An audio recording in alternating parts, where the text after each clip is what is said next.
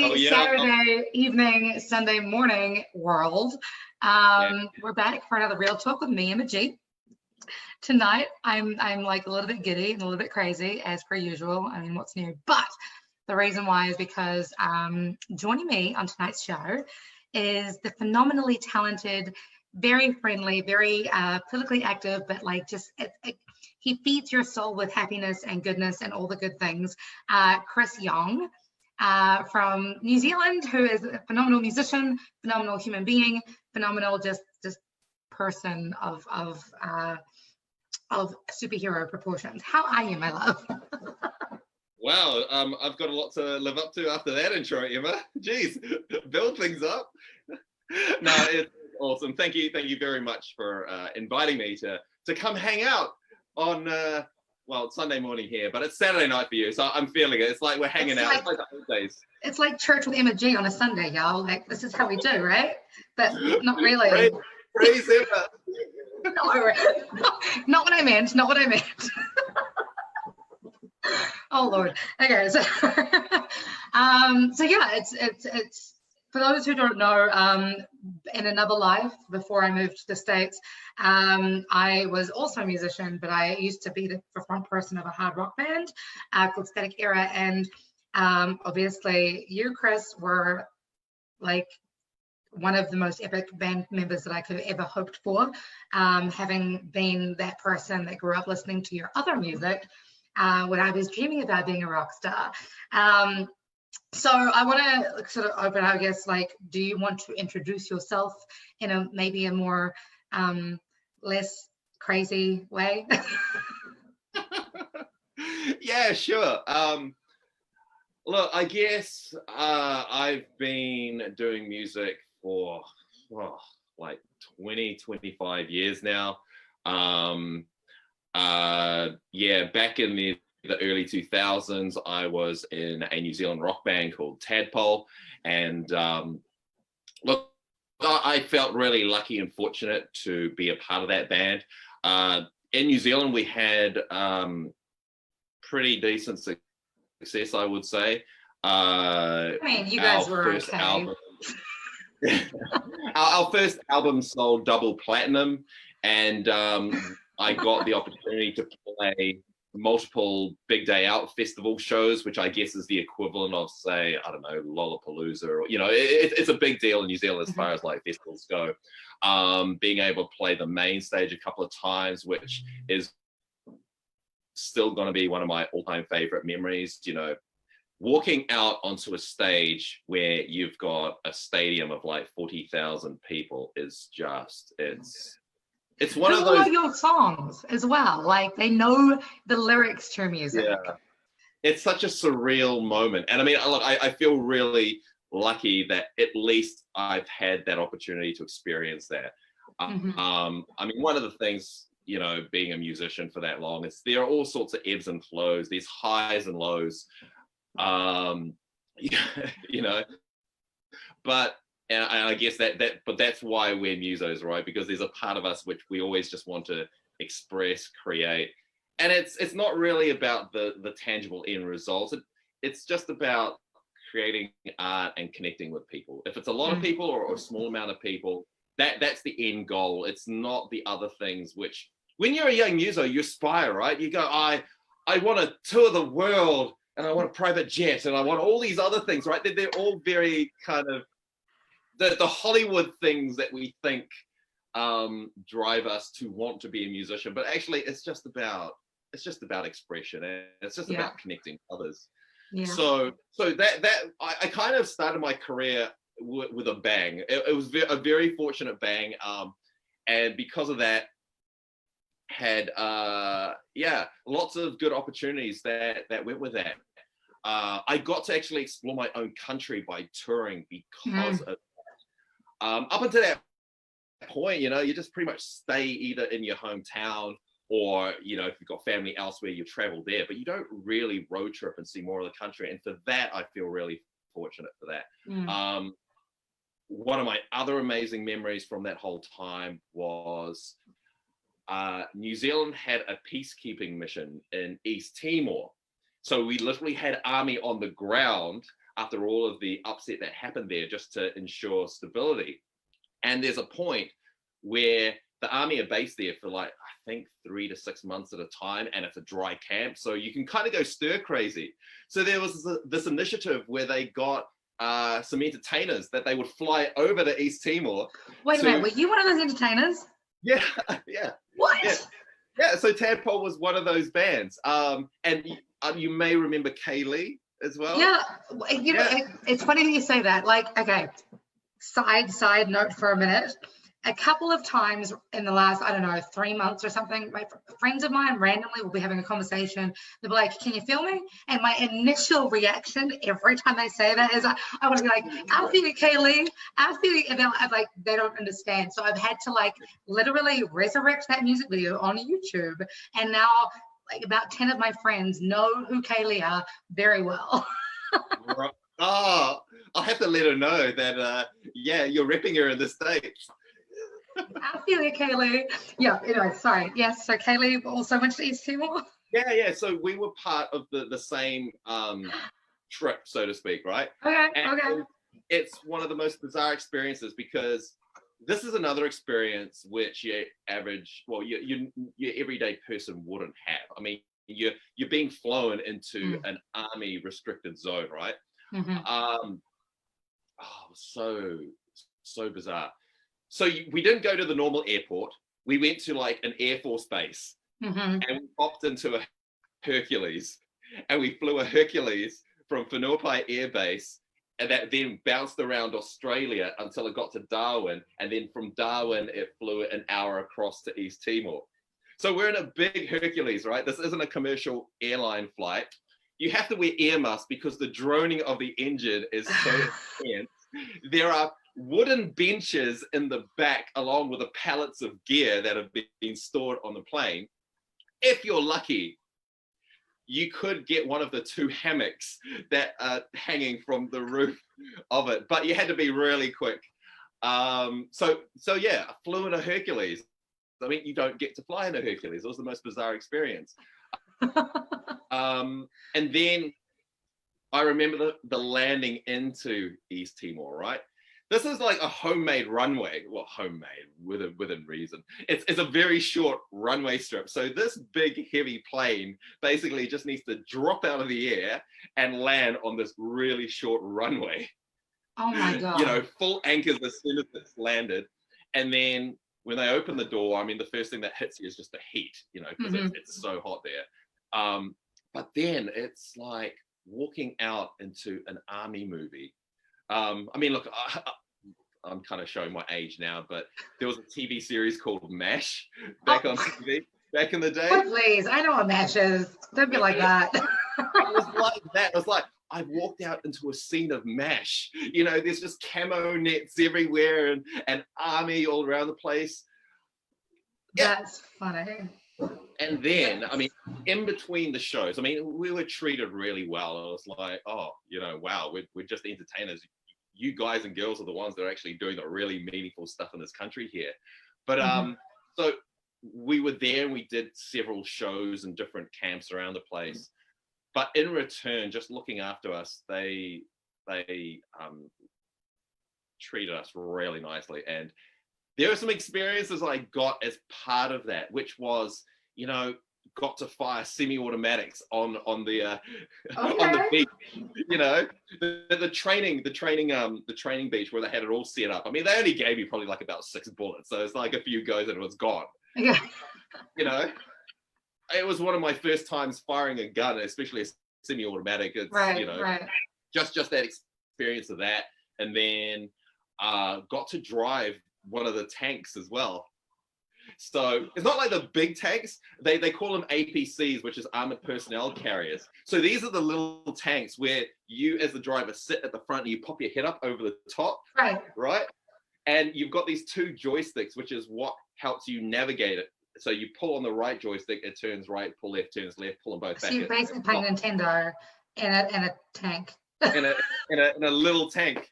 And so I got to drive this around the place. They actually set up a course to kind of drive the tank around. God. Please tell me that you each had an opportunity to do that, because I that's hilarious. That is hilarious.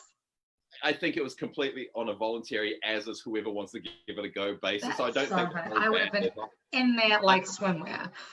I definitely grabbed that opportunity with both hands. I'm going to give this a go, and you know, so that was that.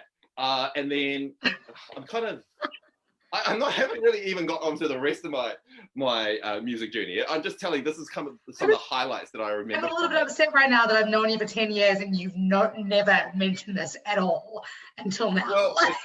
Well, there's a video that we cut from some of the video footage from that. So there's a Tadpole song called Just Not Rock and Roll. And it's split into two halves. So the first half is live footage from the album release show that we did, which was the second album called The Medusa. But then the second half has got footage from that East Timor journey. Now, it doesn't show all the stuff that I've just shared with you here, but it shows you kind of what it was like to go into an army zone and a peacekeeping zone. That's amazing. And some of the shows that we did. It's amazing as well, because I think, you know, living in the States, the amount of times that I've met people who are like, I'm like, what are you doing? They're like, oh, I'm in the military. I'm in the military. Like, it is so hard to find somebody outside of DC who is not in the military. Right. It's amazing.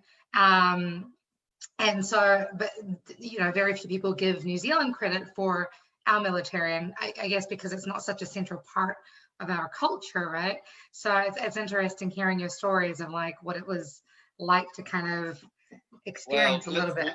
Let's be honest, New Zealand's military or army is, you know, the armed forces are very small in comparison. So it's yes, but so is our population. So yeah.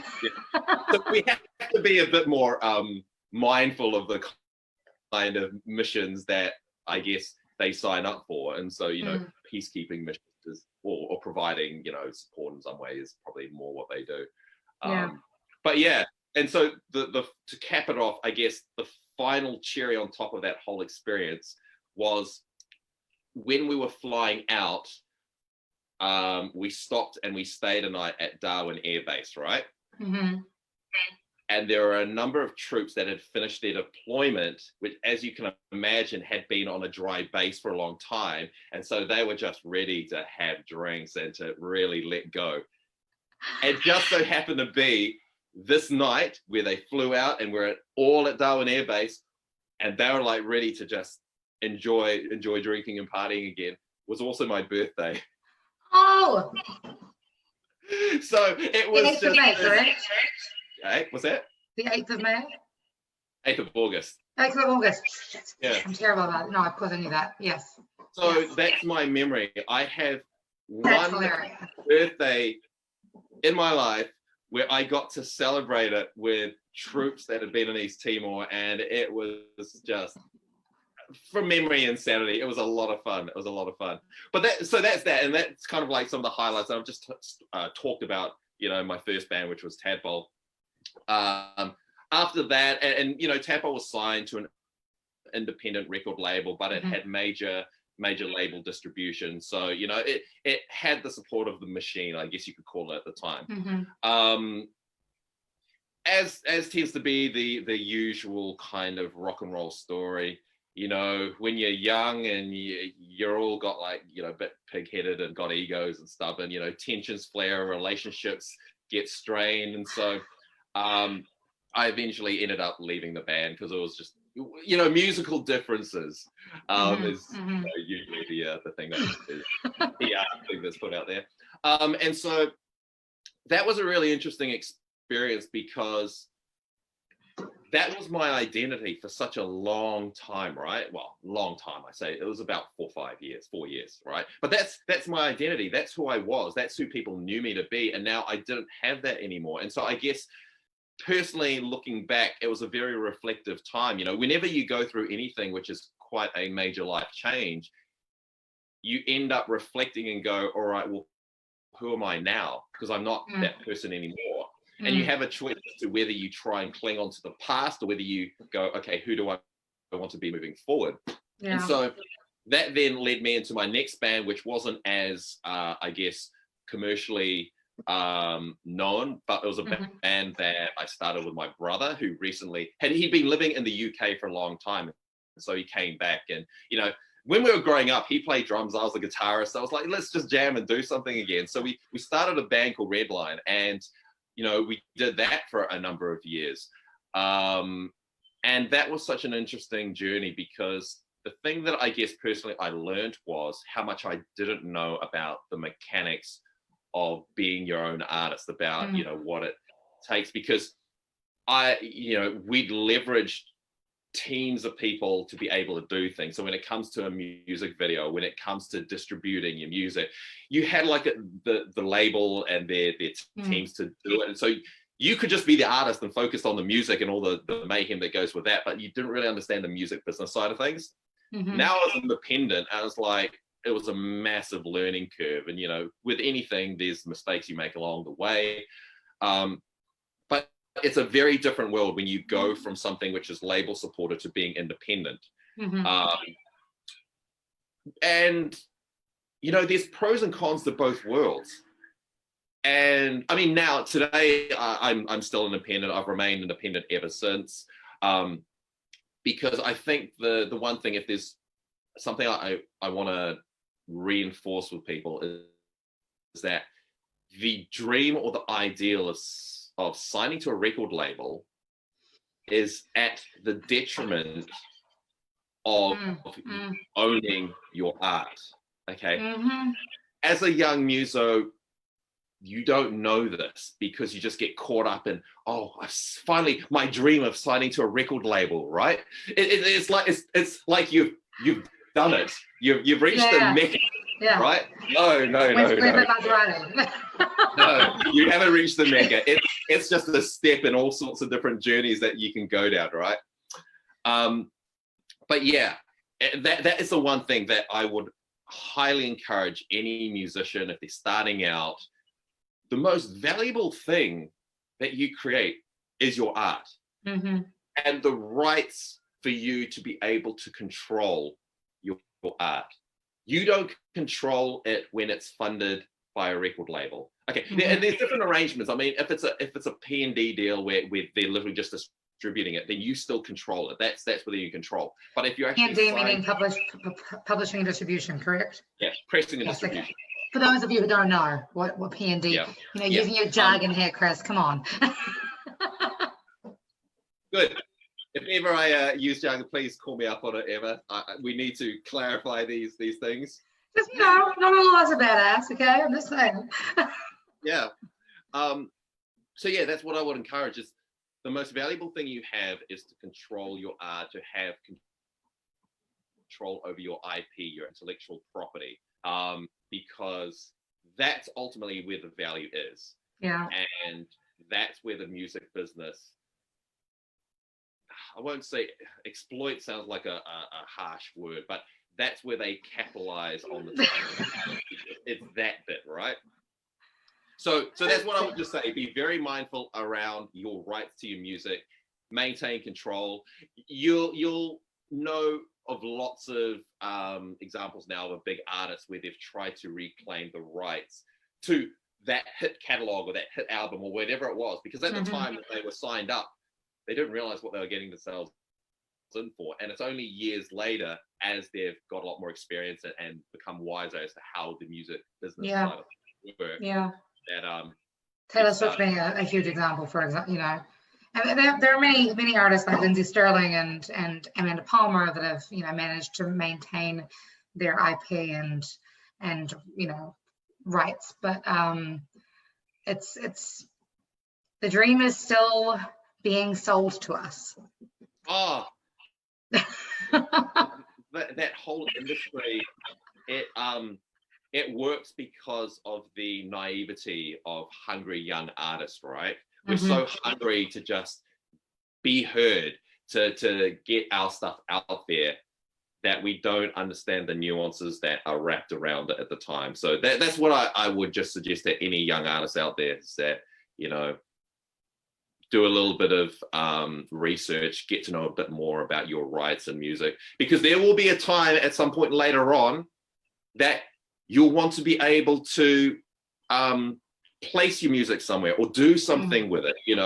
There could be an opportunity to monetize it in some capacity. And if you you don't have the rights to be able to make that decision, then you're always going to have to negotiate with, you know, something from the past. And it's, yeah.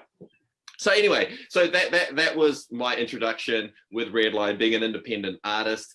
And so, you know, some of the highlights from that was some of the tours that we did, New Zealand tours with Disturbed. They were just amazing. Yeah. Amazing. Yeah. We did 2 New Zealand tours with them. I think one was 2006, another one was around about 2008. And the 2008 one was when they started their whole Music as a Weapon tour kind of series. And with that, Alter Bridge and POD was also on the lineup. And we got on with the POD guys like a house on fire. They were a bunch of rad dudes. Yeah. So that was, you know, some of the highlights from that era. And then once again, that band went on hiatus because, you know, here's the thing, as a muso, life gets in the way and it can throw all sorts of curveballs at you. Now, at the time, my brother made the decision to move back to the UK. His partner is originally from England, and you know, she'd spent the last 5 years or so in New Zealand and she wanted to move back. And so he made the hard choice of, okay, well, you know, she's now his wife. So it's like the right thing for him to do. So, you know, it was the right call. But what that meant was that he moved back over there. He moved back to the UK after doing an OE over there. And our guitarist at the time had the ability to, you know, get a visa, passport to work over in England as well. So he moved over there as well. We had this intention that we're all actually going to relocate over there and just, you know, hang out in the UK and start doing things over there. Well, me being a few years older than my brother and Craig at the time, I kind of got trapped. And what I mean by that is, oh dear, just after the GFC, you know, 2008, 2009. So the requirements to allow people into the country got tightened up massively. And so I got caught up in that, which meant that I couldn't actually go over there and get a working visa. So the band kind of ended up being split. I stayed here while they were over in England, and it just became this unworkable situation. So in effect, that went on hiatus. There were a few times where I actually when I planned a trip to London to catch up with my brother, we also did some shows. So I can say that I played London. Right. I played at the 100 Club, which is this amazing venue because you look on the wall and all these well-known artists have got photos. I mean, for me personally, there's a photo of Metallica playing this little club, the 100 Club. God. And it's like, oh. And now I can say, I played on the same stage as Metallica, you know? But, you know, England is like that. The venues, there's all these little venues all around the place. But the who's who at some point have played in there and passed through there. So yeah. So anyway, once again, this is now where we start to lead into Static Era. I found myself kind of musically homeless again. I was going, you know, I'm going. Just casually. Yeah, I'm in this boat again. Who am I? What am I going to do? You know, I still have a desire to do music, but the vehicle, which was my identity for that, has kind of, you know, hit a hiatus. So, look, a series of interesting circumstances, one thing led to another, and that Emma, that's how, you know, well, it was the Emma G band, right? It was the Emma G band. Yeah. Because I was a diva once upon a time. Yeah. Still a diva, just to clarify. For those listening, Emma touched on it before. She had this kind of like rock past to her. And so the music project band that we worked on together originally started out as Emma's songs. I mean, Emma, you are a prolific songwriter. You're constantly just writing all the time, right? And so you have stockpiled all of these songs that I guess you play quite a bit in a more of a singer-songwriter acoustic capacity, right? Mm-hmm. And you're really curious to explore more of a hard rock endeavor. So I mean, can you blame me? yeah. So that's how it kind of started out. It's like your songs, all right, let's see what we can do by reimagining them, in a more hard rock style. And I mean, look, if anyone's ever followed my kind of music history, the one thing is consistent. Like I'm a hard rock, melodic metal-ish kind of guy. It's always been that.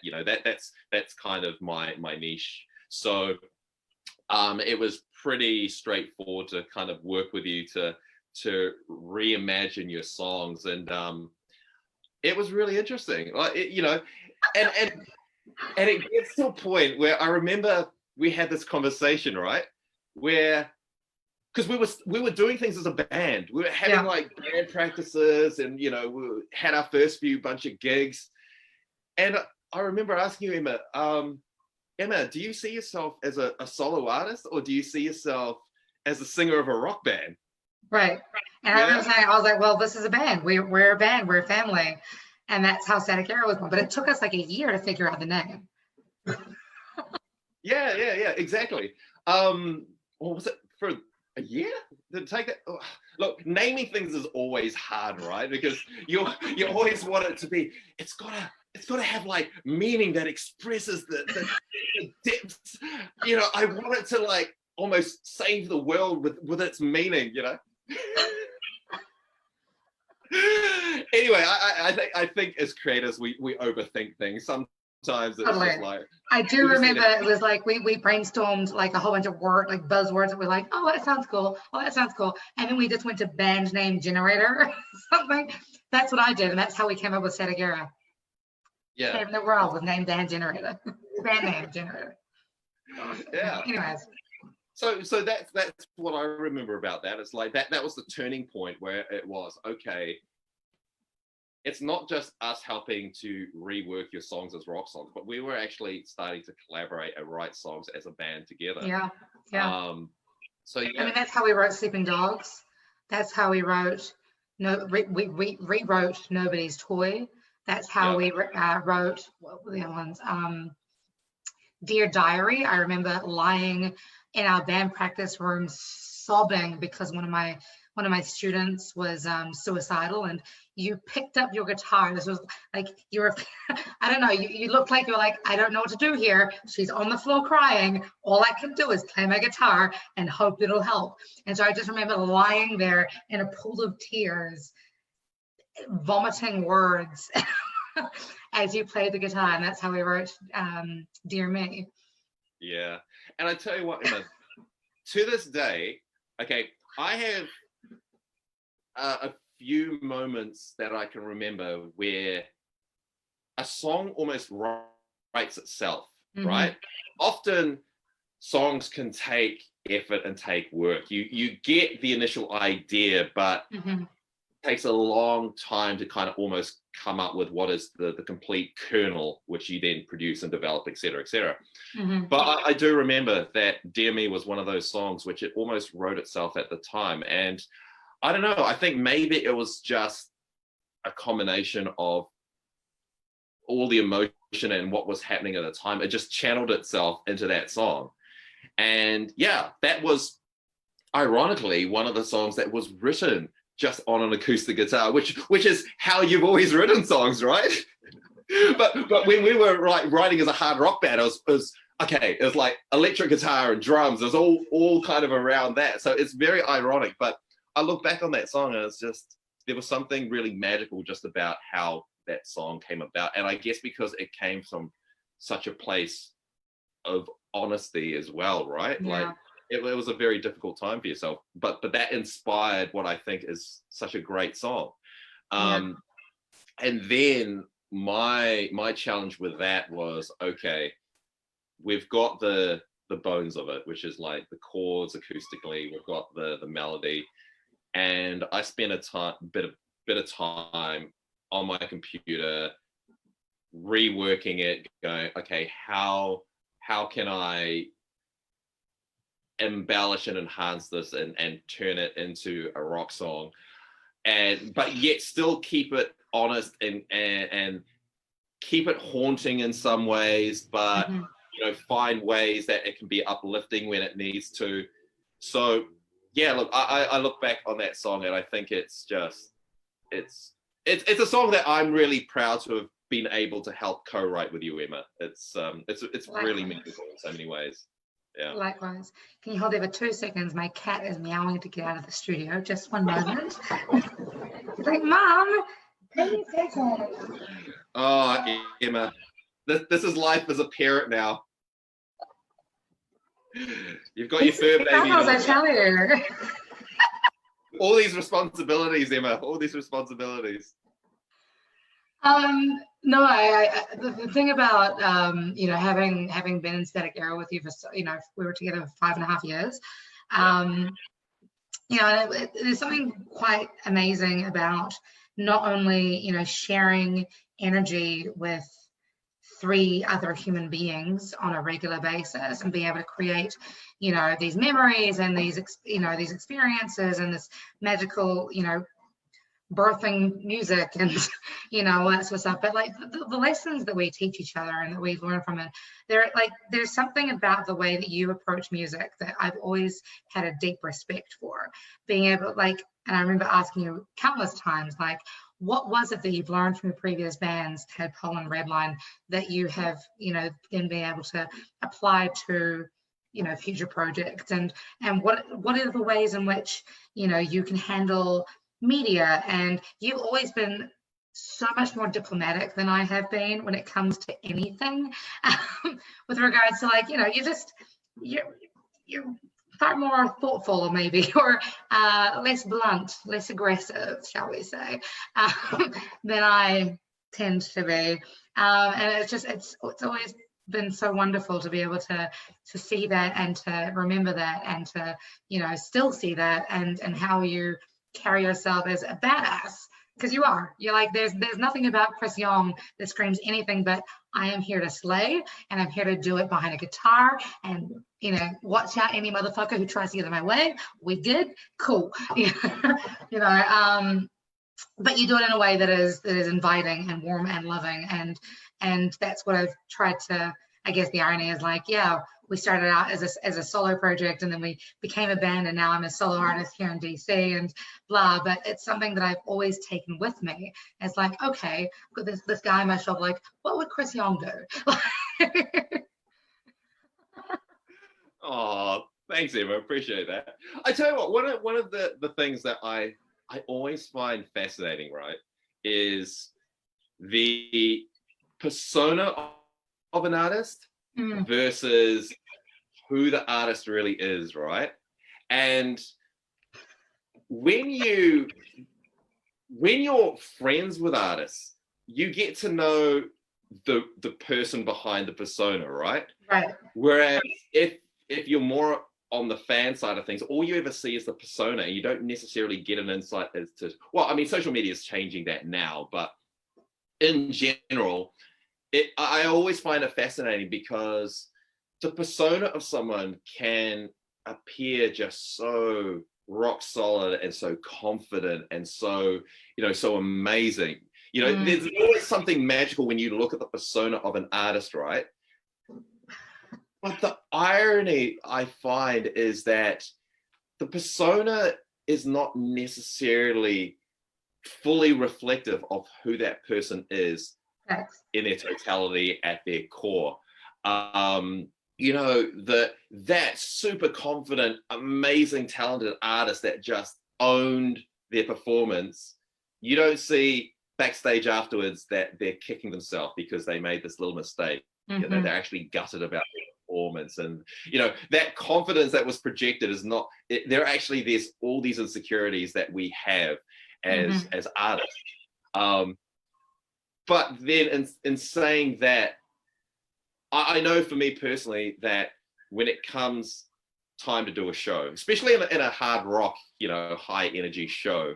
There's a mindset that you have to get into, and it's just like, for the duration of the set, we're just going to deliver and go for gold.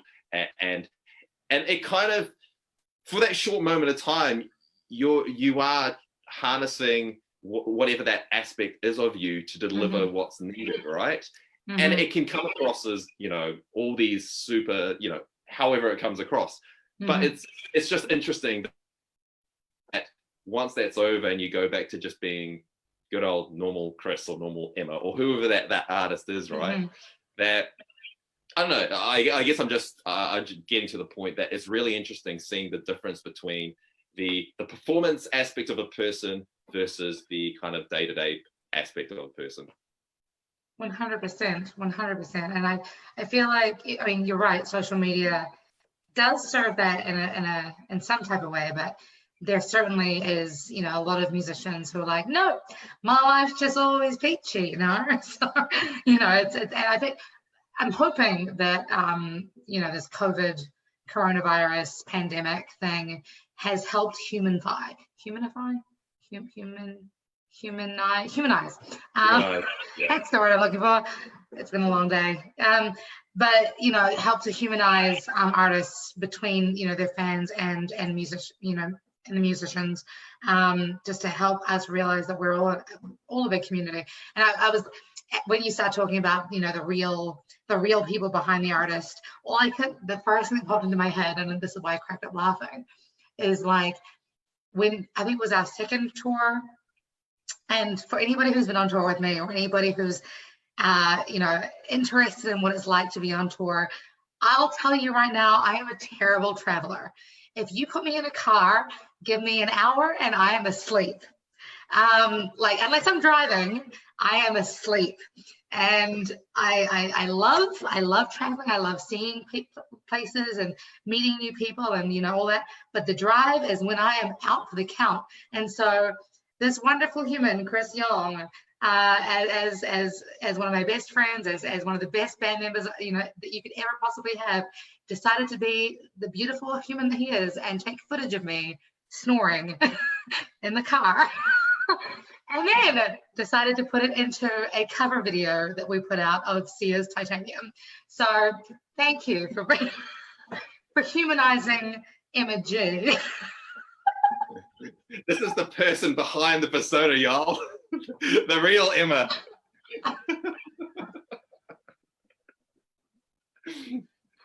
Oh, and fairness, Emma, that video was to capture like the touring experience, right? And obviously, you know, being able to look after your well-being while you're on tour, and that's sleeping is a key component of that. So yeah, that video is reflective of that moment in time with that tour, all the different shows that we did, and, you know, some of the moments that happened in between the shows.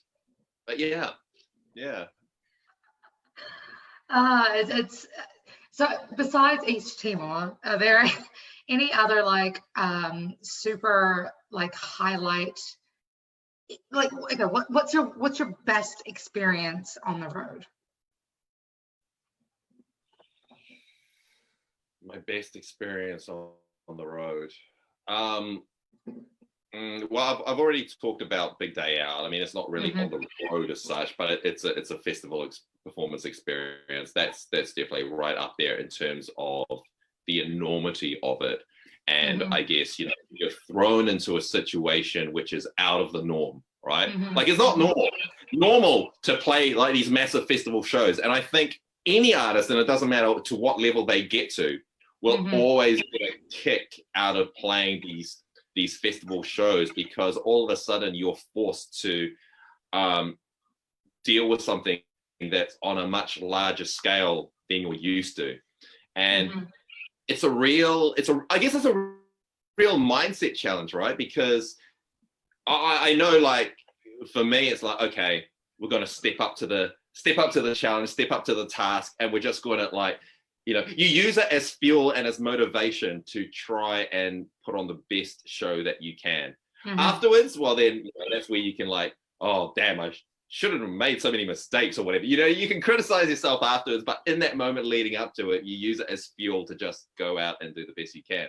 We've talked about Seymour already, and it was the things surrounding it which are just so memorable with that.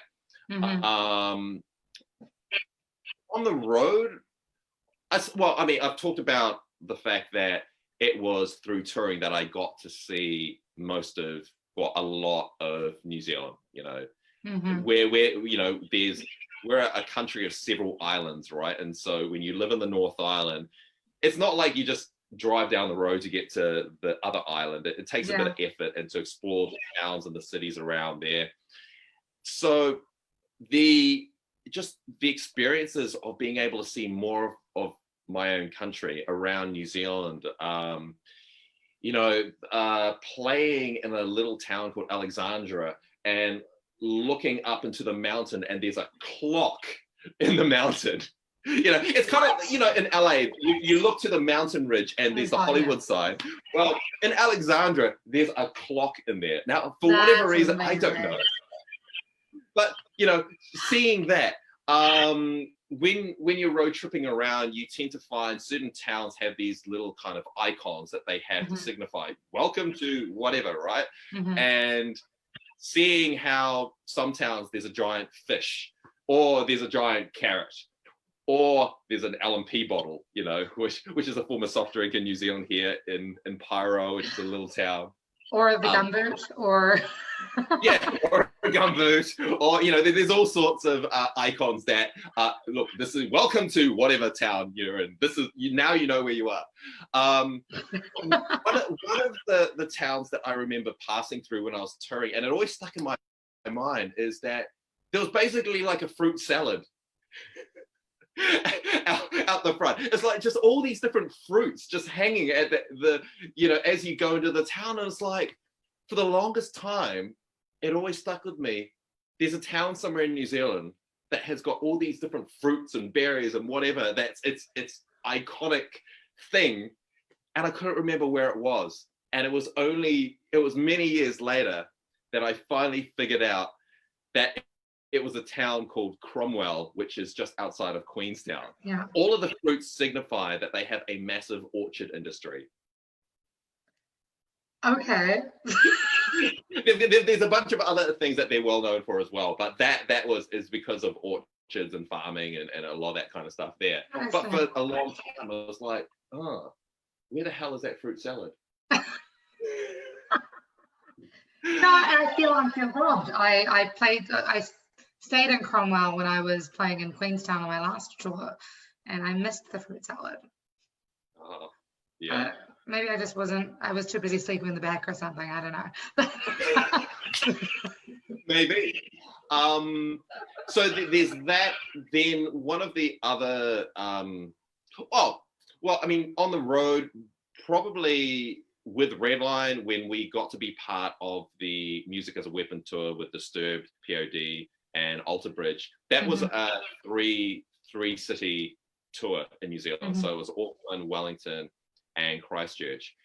And just the experience of being part of a big production tour, right? Like, you know, here's us, we're the local support band, but now we've been elevated and we're now sharing the stage and the lineup with 3 international bands. And for that brief moment, for that very, very brief moment of those few days, you feel like you're an international artist because you're hanging with the big boys. You're sharing the stage. You're with them. You're touring with them. Your gear is going into the same trucks as theirs. And the whole vibe behind it. You're backstage. You've got your room and they've got their room. And every once in a while, you kind of, you know, meet in the middle hallways and you talk about stuff. And it's just for that very brief moment, you're experiencing another level of what musician life can be like. And it's very intoxicating. It's like there's a part of you which is like, I want to do this all the time, you know, that because everything is bigger, the intensity, the energy, everything, it's larger than life. But then, you know, it finishes, that moment's over. And I guess and this is the other thing that you experience as an artist, and it doesn't matter, you know, how big or how small the shows are. While you're touring and you're on the road, you're on a mission, right? You're on a mission to share your music and play and to do all these things. But there's a time where it ends. And it's the equivalent for other people, like when you go on this fantastic holiday, eventually it has to end. And that sadness kicks in, you know, and there's that period of time just after it where you've got to just kind of deal with the way that you emotionally feel, to kind of just resolve it in a sense. It's like, because you're on such a massive high, and now you hit this normality again, but it feels like a low, but it's just, you're back to normal life, and just dealing with that. It's like a drug. It's like a drug. Like a drug. Yeah, totally. And when you go through it the first few times, it's actually a hard struggle after it. It's only when you get to do it numerous times that you understand, and you can identify the cycle, and you can kind of prep yourself and go, okay, here we go. Yeah, no, you know, I just need to keep myself busy and preoccupied to kind of get through that. So what are your like coping mechanisms to deal with that low? Besides like prepping yourself, like from the get-go, how do you kind of figure out how to I don't know, balance that low with, actually, my life's pretty cool? I think it starts with just going back a step, like when you actually are on tour and doing those shows. And as much as it's such an amazing kind of environment to be around, just knowing that it's not going to last forever. It's just a moment in time. And so you almost just got to prep yourself and going, I'm going to enjoy this while it lasts, but I know it's not ongoing. You know, it's an obvious thing to think about, but you literally just have to psychologically kind of tell yourself that, which means that while you are doing it, you can appreciate it for what it is, for all the memories, you know, all the experiences, whatever happens, it is what it is. Rather than kind of hoping that this is where I ultimately want to be, and then when you have to go back to normal life, you feel begrudging of it. It's just it's a shift in how you look at it. So I think that's one thing. When you are back in your normal routine, then I guess it's just keeping yourself busy for that first little bit. Yeah. Normal. Okay. Lasers. Whatever normal is for you. I mean, everybody's normal can be different, right? So what's your like, as somebody who's had such a not a long career, but I mean, you've been doing it for a wee bit, but you know, you've had some really high highs, you've had some not so high highs. What is, and this is something that you and I have discussed at length on a regular basis, but what is your definition of success? How do you know when enough is enough? Or how do you know that, you know, you want to go further? My cat is scratching the door again. Just one moment. While you think of your answer. All right, let me ponder that for a moment. Yeah. Okay. That's always a really good question. And if I'm honest, my definition of success has changed over the years. I'm sure. As you become more seasoned, more mature as an artist, are you calling me do what you do for a lot longer. Salt and pepper? Sorry. I'm like, I may have been in America for 5 years. I still have really bad jokes. Okay, carry on. Yeah, look, it changes over time. I mean, when you first start out, you know, your definition of success is you know, you want to play the big shows, you want to tour the world, you want to have a fan base that's massive and this and that, but you don't know what it actually takes, or the sacrifices or the costs that go with that. We just look at the end result and we go, we want that end result, we think that's success.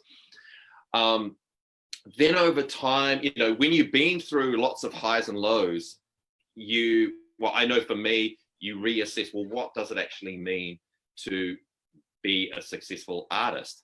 And I think, well, for me, my take on it changed from being these external factors, right, which are actually beyond your control. You can't control, you know, being able to hop on a global tour. You can't control the mechanics of the music business industry and all these other things, right? So it kind of switched to, well, what is within my control? And how do I define success within that? And so now, for me, success is just the ability to just still create music and to be able to share that music. Now, I don't get caught up on really how many or how little people, you know, the amount that may be listening to music anymore. Because, I mean, it's a drastic change when you go from a machine industry supported label to being independent, right? So your definition of success changes. And so that's how it's changed for me. It's not about the outputs or it's not about the outcomes that I would ideally like to get. It's about my outputs, and you know what, if I do release a song, or I've had a song which has just been meaningful to like a handful of people, that now means more to me than you know, being able to play a super big show. Now, don't get me wrong, I mean, playing a super big show when those opportunities come around are still, you know, such an adrenaline rush, but you just got to remember that's what it is. It's an adrenaline rush, but the meaning is always going to be in the music, being able to express or to create something that someone else can connect with. To me, that's success. And it doesn't matter how large or how small that connection is. It's just that you've made that connection. I don't know, what are your thoughts, Emma? No, I totally agree. I mean, sorry, I'm giggling as well because somebody who's watching is saying Zoom could be a good name for a new rock song, and that's a comment from Frank. Frank doesn't even know that this is your first time using Zoom, so maybe we've got some magic here. I don't know. We'll get there. Yeah, no, I totally agree. I think it's one of the things I've learned quite a lot since living in DC, of all places, is that when you're in alignment, things kind of happen, right? And so I've been really focusing on what it means to be living in alignment with my music. And you know, initially when I first moved here, I remember talking to you about this. I'm like, all I want to do is make a living from my music. Something that is really hard to do in New Zealand. So if I can do that, then I'll be successful. And then I did it for a year, and then 2 years, and then, you know, so yay, I'm successful. Okay, what's the next thing? So, you know. Well, Emma, just on that point, right? You are living the dream. I know, right? It's funny, and thank you. It's funny because I remember having a breakdown one night. I was like, oh, I'm not doing it over, and I ended up calling Kinkapisi, of all people, and I was like, yo, can you help a sister out? Like, why am I in this funk? You know, he's like, sis, you're doing it. Like, you're doing the damn thing. You know, at least take time to celebrate that for yourself. And that was really, really meaningful to me, to be able to, you know, get somebody else who I've been, you know, I grew up idolizing, to just remind me, oh, hey, you're doing okay, you know. But I, you know, to that point, I still have letters and cards and little notes from fans, or from just people who have taken the time to tell me how much their music means to me. Sorry, how much my music means to them. You know, and that is so rewarding in so many ways. But I'm also realizing more and more, like, once you kind of show that gratitude and feel that gratitude and let that drive you, let let your gut drive you, let your soul drive you, let your you know, your alignment drive you, then there are so many amazing opportunities that can come from that feeling of gratitude. I would not be able to be doing the things I'm doing right now if it weren't for, I truly believe, if it weren't for me being able to be like, oh my gosh, you know, this is the next thing that's pulling me, or this is, you know, I got this letter from somebody who wants me to do this thing. Cool, let's go.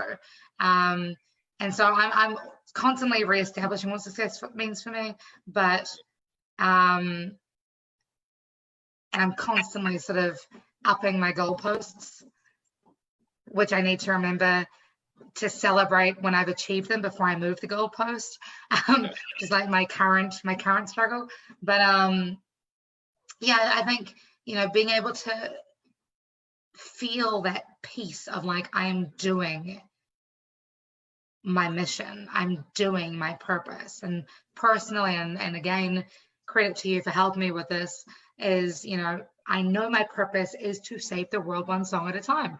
This is what you and I have been working on since 2009, you know, or 2011, whenever it was, that we're constantly doing our part to make the world a better place with really fucking catchy songs. And a fist punch.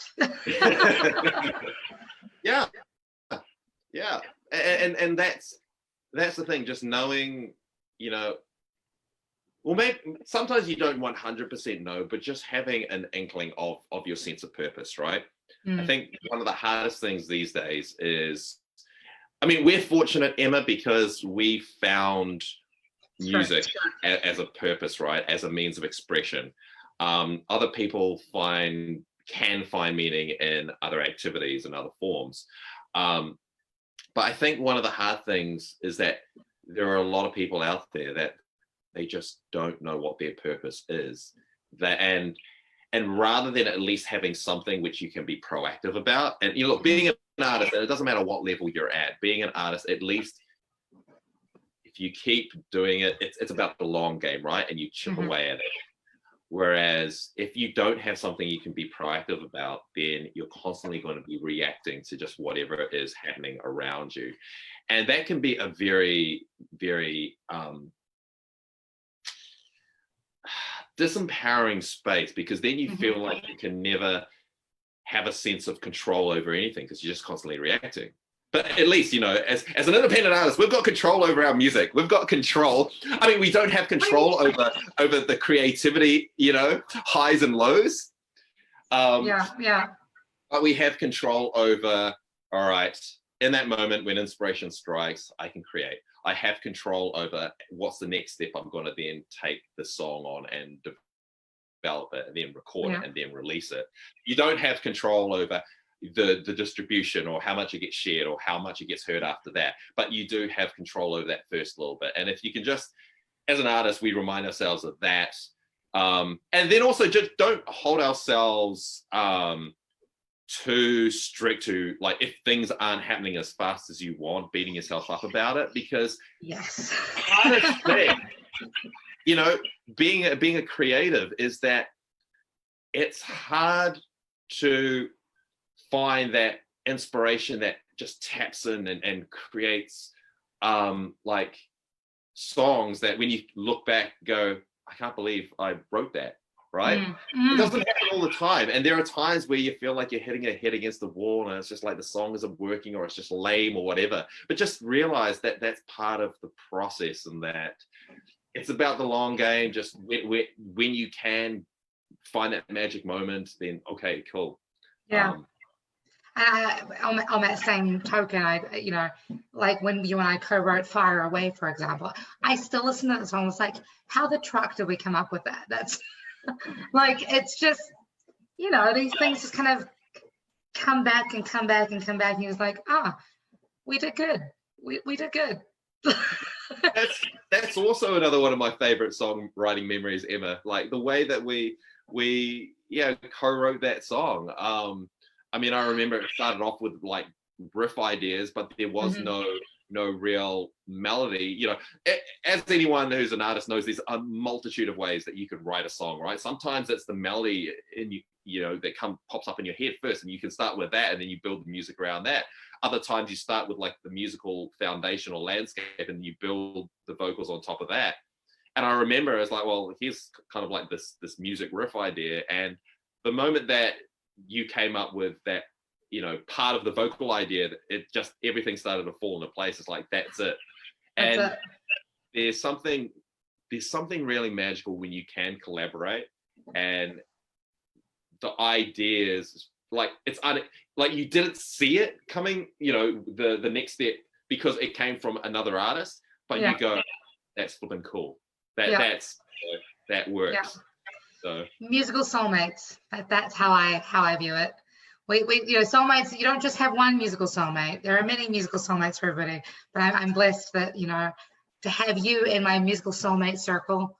It's a very small circle, but no. It's been great. Thank you so much for joining me today, Chris, or this morning, or whatever time. What is it now? 12 o'clock in New Zealand? Is that correct? Yeah, it's lunchtime. Remember, we're in the future. You are in the future. So 12 o'clock, you know, church is now over in New Zealand. So please go and have some lunch. But thank you everybody who tuned in today for this Real Talk. If you have not checked out Chris Yong before, you should go onto YouTube and check out Tadpole. You should go onto YouTube and check out Static Era, Redline, and just Chris Yong's new. I think you've got some solo stuff. I think. Do you? No, not so much. The most recent music project is a band called Metaract. Metaract, yeah. More edgy, metal, like. I mean, that's been interesting. You know, we've currently been hit with the whole COVID thing. You know, actually, just to wrap this up, you know, we're all like, oh, 2019 was such a bad year. 2020 is going to be our year. We're going to own it. You know, it's going to be the year. And so, you know, we got back together, started jamming again in the new year. It's like, yeah, okay, we're going to like put plans in place. And then, just like the rest of the world, we all got sideswiped, and we couldn't have like in-person band practices anymore. In fact, we haven't had any band practices in a little while, so I've just been chipping away with ideas on the side. And our drummer got affected by it. He lost his job. So, you know, these curveballs get thrown your way. But Metaract's the most current thing. But as you said, Emma, there's Static Era, which I tell you what, just find the album, because the album is like the culmination of Static Era's entire 5-year history. So for anyone who's interested in Emma's rock past, find Static Era's album called Fit to Fight. And yeah, I mean, look, if you're not aware of it, you'll see another side of Emma that it's funny because my last single was Save You From Yourself, and it was like the more hard rock edge of me. They're like, where did you come from? I'm like, where did this rock chick come from? I'm like, well, I'll have you know, friends, I used to be in a band called Static Era. Check it out. But no, this is cool. Thank you so much for joining us. Thank you to everybody who's tuning in. Don't forget to check out Metaract. They've released, you know, new singles, and I honestly believe, just because the first 6 months have been tumultuous, I think this is the change that we all needed. I think it was the kick up the butt that we all needed in a lot of ways. And, you know, we still have another 6 months that we can totally make this the best year of our lives, and of, you know, the global community's life. So I'm excited to see what Metaract comes up with. I'm excited to hear more from you guys. I'm excited just in general because I'm an excitable person. So thank you guys again. Be good, be kind, spread love like it's going out of fashion. Be your own kind of superhero. And please, for the love of heavy metal music, do not forget to call your mum.